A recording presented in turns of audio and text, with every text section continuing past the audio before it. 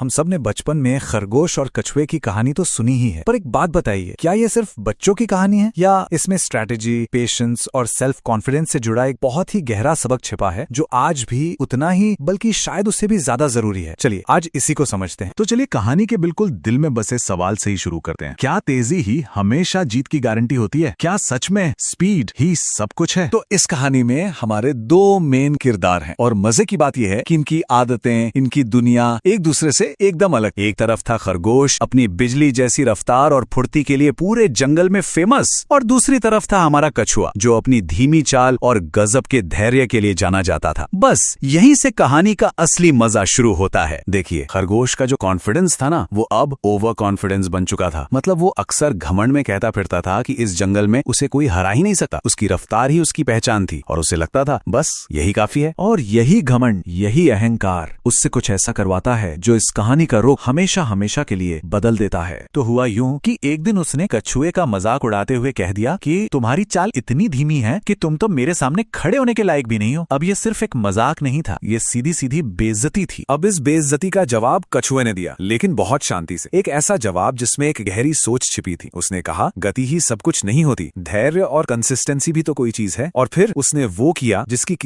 बिल्कुल किसी को उम्मीद नहीं थी। उसने खरगोश को ही रेस के लिए चैलेंज कर दिया। खरगोश तो ये सुनकर हंस पड़ा। उसे लगा ये कोई मजाक है, लेकिन उसने चैलेंज एक्सेप्ट कर लिया। बस फिर क्या था, अगले दिन सुबह सुबह की दौड़ तय हो गई और जज कौन बना? जंगल का राजा शेर। पूरा जंगल इस अनोखी रेस को देखने के लिए इकट्ठा होने वाला था। और फिर आखिरकार वो दिन आ ही गया। जंगल के सारे जानवर, बंदर से लेकर हाथी तक, सब के सब इस अनोखी दौड़ को देखने के लिए जमा हो गए। माहौल में एक अजीब सी एक्साइटमेंट थी। जैसे ही शेर ने दहाड़ मारकर रेस शुरू की, खरगोश तो बस बिजली की रफ्तार से भागा। पलक झपकते ही आंखों से ओझल। उसकी स्पीड वाकई देखने लायक थी, इसमें तो कोई शक ही नहीं था। और वहीं दूसरी तरफ हमारा कछुआ अपनी जानी पहचानी धीमी चाल से एक एक कदम अपनी मंजिल की तरफ बढ़ा रहा था। ना कोई जल्दबाजी, ना कोई शोर। अब कुछ दूर जाकर खरगोश ने पीछे मुड़कर देखा। कछुआ तो दूर दूर तक नजर नहीं आ रहा था। बस उसके दिमाग में वही ओवर कॉन्फिडेंस हावी हो गया। उसने सोचा, अरे ये कछुआ मुझे क्या ही पकड़ पाएगा, थोड़ा आराम करने में क्या हर्ज है। और ये सिर्फ एक झपकी नहीं थी, ये उसकी सबसे बड़ी और सबसे महंगी भूल थी। तो अब कहानी उस मोड़ पर आ जाती है जहां दोनों की स्ट्रैटेजीज का असली टेस्ट होना था, स्पीड वर्सेस कंसिस्टेंसी। कछुए की स्ट्रैटेजी आप देखें तो एकदम सीधी सादी थी, पर बहुत असरदार। पहला, लगातार चलते रहना। दूसरा, कभी नहीं रुकना। और तीसरा, अपनी नजर सिर्फ और सिर्फ मंजिल पर रखना। और इसी स्ट्रैटेजी के साथ वो चुपचाप सोते हुए खरगोश के पास से आगे निकल गया। कुछ देर बाद जब खरगोश की आंख खुली तो सूरज लगभग ढलने को था। उसे अपनी गलती का एहसास हुआ और वो घबराकर अपनी पूरी जान लगाकर फिनिश लाइन की तरफ भागा। उसने अपनी पूरी रफ्तार झोंक दी। लेकिन सवाल ये है कि क्या अब ये काफी था? नहीं, ये काफी नहीं था। जब वो हाफता हुआ फिनिश लाइन पर पहुंचा तो वहां का नजारा कुछ और ही था।